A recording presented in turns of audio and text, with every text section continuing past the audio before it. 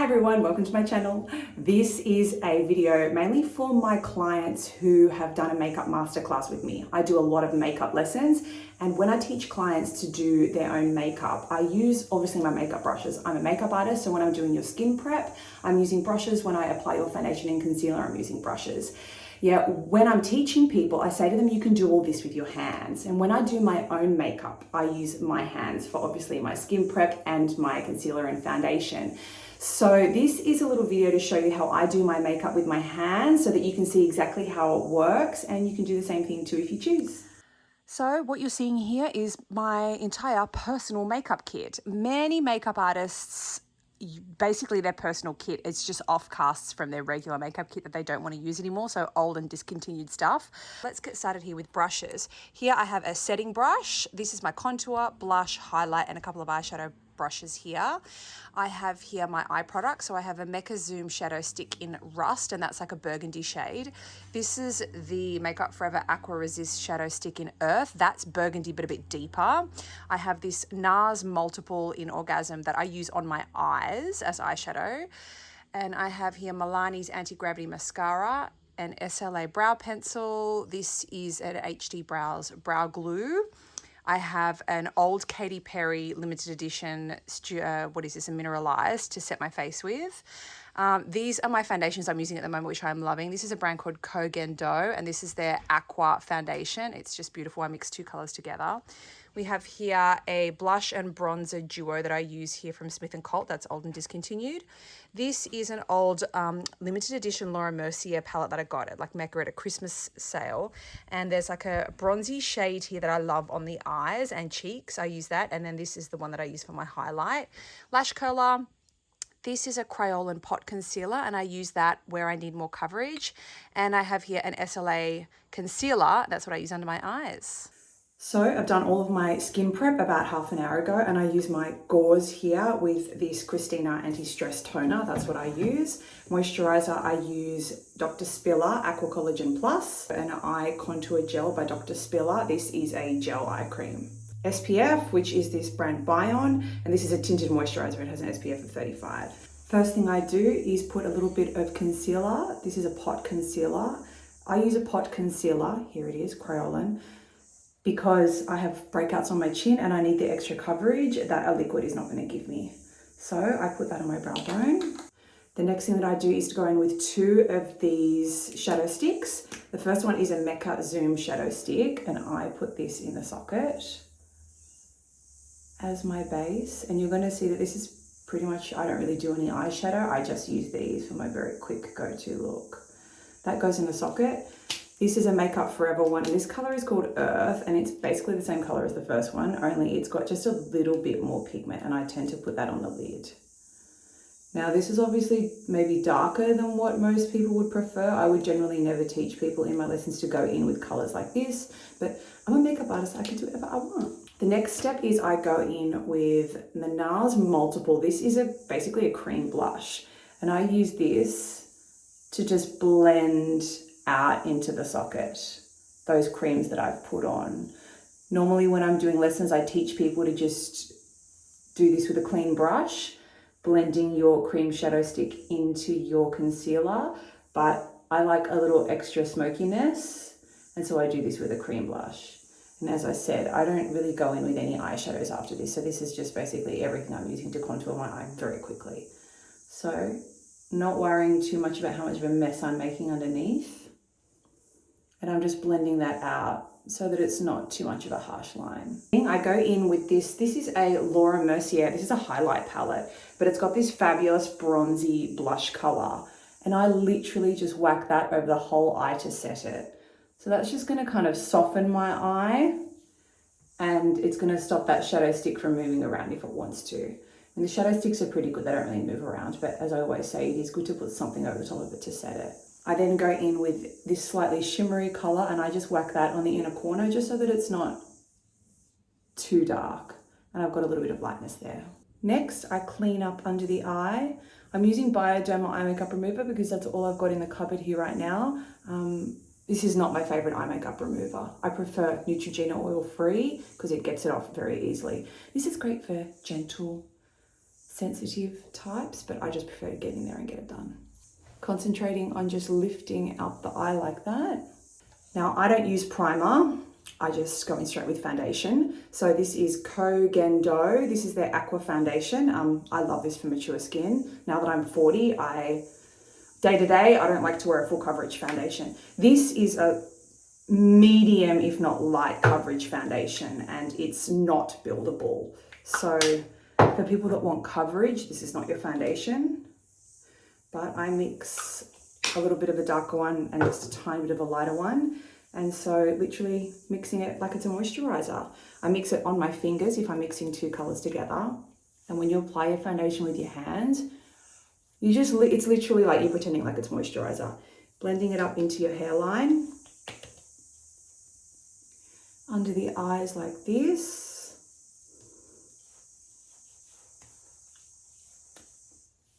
Down the neck.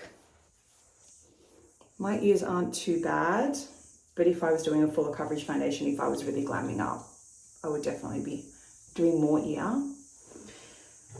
You can always go in with a second coat, which is what I have to do with this foundation because it is definitely a light to medium coverage. Again. And then this part, I tend to just start tapping in through the T-zone. So anywhere that I feel like I want more coverage around the nose, I'll just keep building up with tapping motions. I mean, this is essentially what the sponge does. Now, if I was going out at night and putting in a bit more effort, I would definitely be using my wedge sponge without a doubt to be getting in and around the eyes and just making sure that that's all blended in. In saying that, if I was going out at night, I'd be definitely using a fuller coverage foundation, but this is my good go-to daytime foundation. When I'm doing clients, I don't like to be too made up. Some makeup artists do, but yeah, you don't want to see me looking like I'm ready for the club when I'm trying to do your wedding, you know what I mean? Next, I go in with my concealer. This is again a Corrective Pot Concealer, and this is because I have blemishes that I need to cover. If I didn't have blemishes that I wanted to cover, I would not be using a pot concealer. I would just be using a liquid. But because I need that extra effort, that's what's busting out with this. So the Corrective Pot Concealer and the NARS Pot Concealer are the two that I recommend if I recommend people to get a pot concealer. Next step is concealer for the eyes, and you just do a tiny bit here, tiny bit here, tiny bit here, tiny bit here. And this as well, blend in with the fingers.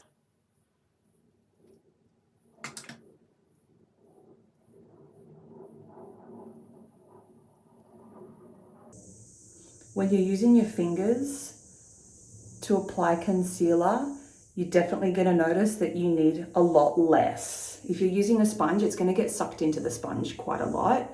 But with your hands, you get like 100% product payoff. Nothing really sinks into your hands. So always be sparing, and if you need to add more, you can add more.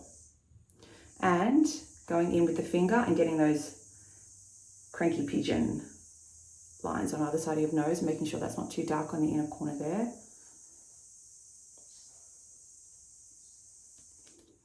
I've just washed my hands and now I'm going to go in with some setting powder. I don't recommend this setting powder, it's discontinued. It's a MAC limited edition Katy Perry mineralized, but I just do a tiny little bit through my T-zone, the smallest amount. I don't like a lot of powder. In saying that, in summer, if you were to look at me like 6 hours from now, I'm probably going to be a shine ball. And I would need a touch up if I was going to be wearing that makeup out, but that's fine for today. My next step is contouring. So this is a Smith & Colt little blush duo with a bronzer. This is also discontinued. So for my face shape, it's quite long. I need to keep my contour as horizontal as possible. So, and as high up as I can. I can definitely afford to go slightly, in an ideal world, I would get a new bronzer. This is ever so slightly too dark and I feel like I need to work a lot harder to get the payoff that I want. But it's okay for now. As I said, makeup artists always use the offcasts from their kit that they don't want to use anymore and they use it on themselves. So hairline, chin. I like a strong profile, so I go to town. And I do on either sides of my nose. You must be careful with nose contouring. If you've got any bumps or your nose isn't perfectly straight, nose contouring is probably just going to highlight. So if you feel that your nose is not symmetrical, then skip that step. Next is blush, and I go in with the blush color in this and another brush, and I whack it quite high and up onto my temples. I like to highlight, so I'm going in with this champagne-y highlight shade in that Laura Mercier palette and literally just whacking it here. Now we go back into under the eyes. I'm using the Makeup Forever in Earth, and I like to do this on the waterline because this one is definitely more pigmented than the other one. So here goes on the waterline, and the Mecca Zoom just goes underneath to just soften it. Now I don't set this with any eyeshadow. I find that these stay put on me really, really well, so I don't set them with eyeshadow. Back in with the highlighting palette again, a tiny mix of the two colors and a tiny little pop just here, just to brighten up the eye a little bit. Curl the lashes if you can be bothered. I do like a lash curl. My mascara is Milani Anti-Gravity, and I'll go in with my shadow brush again that just has a tiny bit of that Laura Mercier blushy color on it, and just make sure that I don't have any harsh lines on the sides of the eye. Brows, this is SLA, this is a brow pencil. As I said, this is a little bit more, I tend to use more drugstore brow pencils like Revolution. So this is a bit more expensive and it's not any better. So I brush them up. And for my eyebrows, I like to start on the outside and just fill them in. I like to extend them, try to concentrate it going as lifted as possible. Then I start from the bottom. This eyebrow I know needs to come in a lot further than the other one.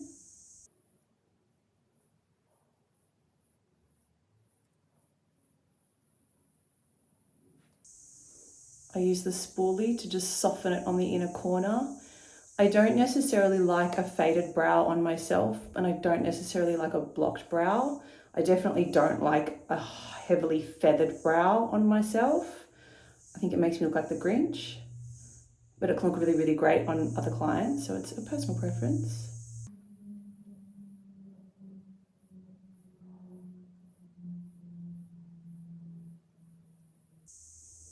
I think a good rule of thumb for brows is that if you're blonde, your brows generally need to be darker than your skin, your hair color. And then if you're brunette, your brows need to be slightly lighter than your hair color. So brows kind of do have this kind of weird universal color that they kind of all should be, regardless of your hair color. But I guess if you are redhead or if you color your hair a statement color, that probably has to be reevaluated to more of something that's your preference. Yay. Sisters, not twins. I like to go in with a brow gel. This is an HD Brows, it's essentially a clear brow gel. And I like to put them up and then make sure that there's no crazy bits sticking up too much. Up and tucked in. And so this is the finished look. I don't do lips on myself when I'm working because I just think that that's just one thing to be moving around and need to touch up. And obviously my lips have a lot of pigment in them, but for most people, lips would be a gloss, a lipstick, whatever you kind of feel. This is the exact makeup that I wear when I do clients. Every time I do your makeup, you will be seeing me wearing this exact makeup. Sometimes the products change. Sometimes I get sick of a foundation and start using another one. But this is pretty much it. So thank you for watching.